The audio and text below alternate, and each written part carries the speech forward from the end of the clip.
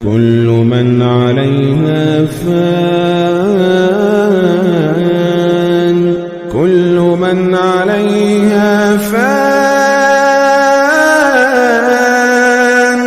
كل من عليها فان. Berjanji tidak akan mengulangi kesalahan adalah sebuah hal yang sangat indah. Hal yang sangat indah. Kalau Anda berbuat salah lalu Anda mengatakan, maafin saya janji tidak akan mengulanginya. Itu luar biasa, sangat melunakkan hati orang di hadapan kita. Gitu kan? Makanya setiap orang buat salah, dia iklankan, dia minta maaf. Nah kalau teman-teman mengatakan maafkan saya, itu kalau kepada Allah Subhanahu Wa Taala sama dengan Anda mengatakan astagfirullah. Istighfar itu permohonan maafnya. Kalau janji, tulisan ikrar misalnya, atau ikrar dengan lisan tidak akan mengulangi, itu namanya taubat. Jadi kalau teman-teman gabung astagfirullah wa atubu ilai, artinya ya Allah aku minta maaf dan aku janji tidak akan mengulanginya. Seperti itu. Nah teman-teman sekalian, taubat ini perlu kita lakukan. Karena Nabi SAW sendiri sebagai pimpinan kita dan utusan Allah mengatakan, aku beristighfar dan bertobat kepada Allah sehari, setiap harinya 70 sampai 100 kali. Seperti itu. Apalagi kita gitu ya. Padahal Nabi SAW sudah diampuni dosa-dosanya, tapi masih seperti itu. Nah, taubat ini teman-teman indah sekali. Karena dengan taubat, maka semua kesalahan Anda dimaafkan. Plus lagi, fasilitas yang terhalang karena kesalahan Anda akan diberikan. Contoh misal Anda di kantor, Anda kerja. Lalu Anda buat satu kesalahan, misalnya telat datang, atau Anda tidak menyelesaikan pekerjaan atau apa saja. Lalu cara yang terbaik adalah Anda minta maaf dan Anda coba perbaikin. Anda ajukan permohonan maaf, Anda janji tidak akan mengulanginya, lalu Anda janji juga memberikan tanggalnya atau waktunya ya, the time-nya itu akan diselesaikan. Maksud saya waktunya akan diselesaikan pada hari ini atau pada jam ini gitu. Dan ini tepati itu. Maka saya yakin nanti perusahaan akan memaafkan kesalahan Anda dan akan mencairkan semua fasilitas atau memberikan fasilitas yang sudah dijanjikan. Karena Anda lakukan itu. Seperti kurang lebih itu rasionalnya orang kalau bertaubat. Seperti itulah. Allah Subhanahu Wa Taala memerintahkan kita teman-teman untuk selalu taubat. Ini adalah perintah dalam banyak ayat Al-Quran, gitu kan. Dalam surah An-Nur misalnya, ayat 31, dan bertobatlah kamu sekalian kepada Allah, hai orang-orang beriman agar kamu beruntung.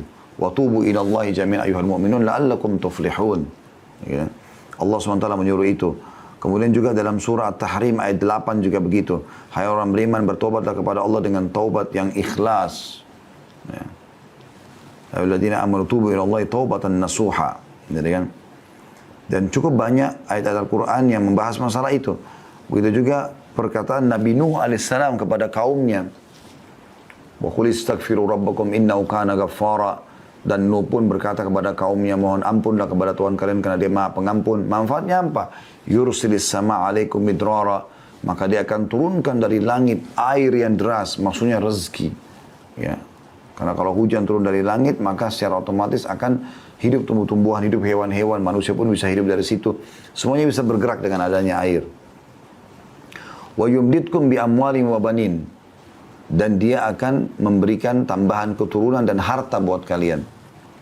Makanya pernah teman-teman sekalian, ada orang yang datang kepada Hasan Basri rahimahullah, 3 orang. Tiga-tiganya punya masalah nih.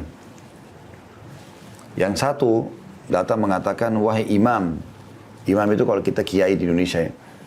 Saya sudah lama sakit, tidak pernah sembuh. Sudah berobat sana sini, tabib ini, tabib itu, tapi belum sembuh. Apa saran Anda? Kata Hasan Basri, istighfar dan bertobat kepada Allah. Tapi yang benar, yang nasuha, yang tulus kepada Allah. Orang itu pulang. Masuk orang kedua.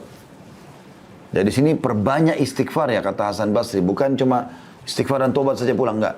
Perbanyak. Lisanmu selalu astagfirullah wa atubu ilaih. Terus sampai engkau melihat jalan keluarnya. Datang orang kedua mengatakan, wahai imam, saya sudah lama menikah. Ini saya sama istri saya, kebetulan sama istri datang ke rumah Hasan Basri.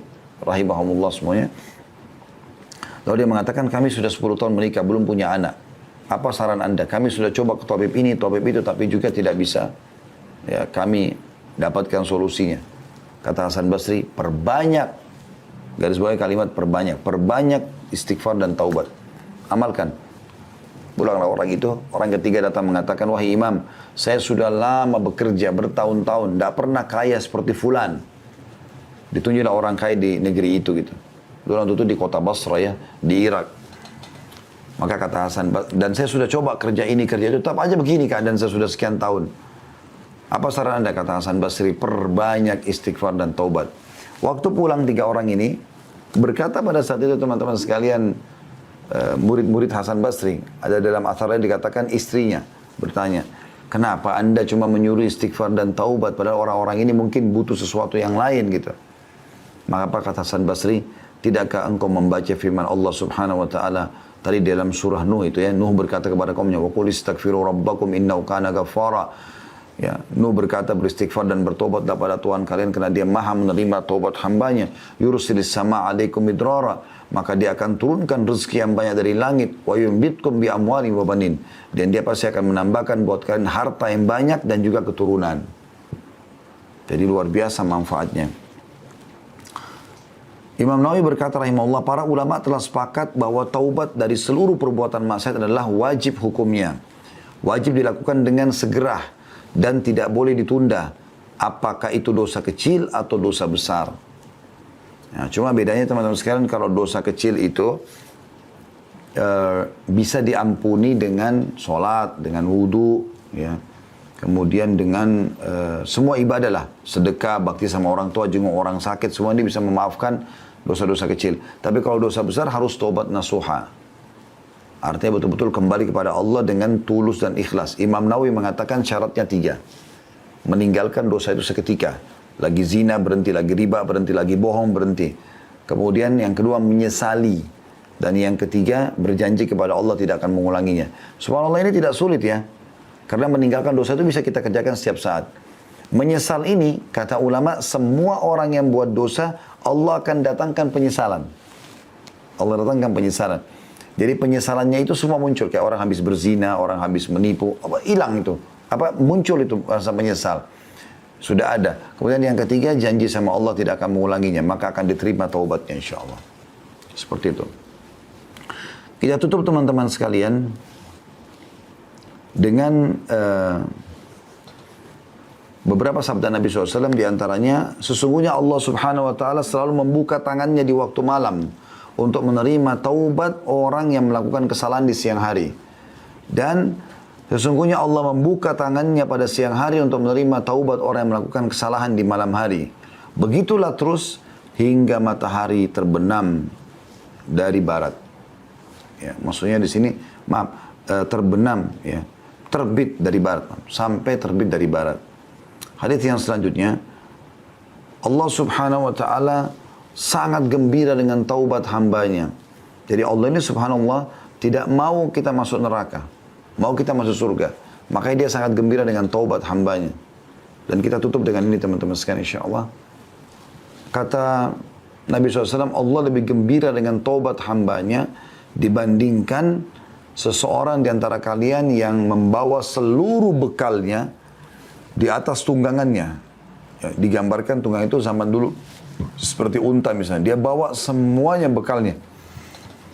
Kalau Anda mungkin naik mobil di zaman sekarang, membawa seluruh harta yang Anda punya, simpanan Anda, bawa di mobil. Kemudian kata Nabi SAW, dia melewati padang pasir yang tak bertuan. Nggak ada orang, nggak ada hewan, padang pasir tandus. Dia jalan, kemudian dia capek, dia istirahat di bawah sebuah pohon. Pohon itu pun bukan pohon yang rindang. Kemudian dia tertidur, waktu dia bangun, dia tidak menemukan untanya sama bekalnya, hilang. Lalu dia keliling-keliling mencari, tidak ketemu. Pada saat dia sudah putus asa, dia pun berkata pada dirinya sendiri, saya akan kembali ke pohon yang tadi saya tidur. Ya. Dan saya berharap pada saat saya bangun sudah mati. Maka Nabi SAW mengatakan dia pun kembali ke pohon itu, lalu dia tidur, ternyata pada saat dia bangun, dia temukan untanya sama bekalnya semua ada di depannya. Bagaimana gembiranya orang ini karena dia bisa melanjutkan kehidupan? Allah lebih gembira dengan tobat hambanya dibandingkan orang seperti ini. Resep ini teman-teman sekalian, curhat dengan Allah subhanahu wa ta'ala dan bertobat dari dosa-dosa, dipastikan keduanya insya Allah dan masuk dalam judul kita akan menjadi penyebab utama semua urusan Anda dimudahkan oleh Allah subhanahu wa ta'ala. Allahu a'lam.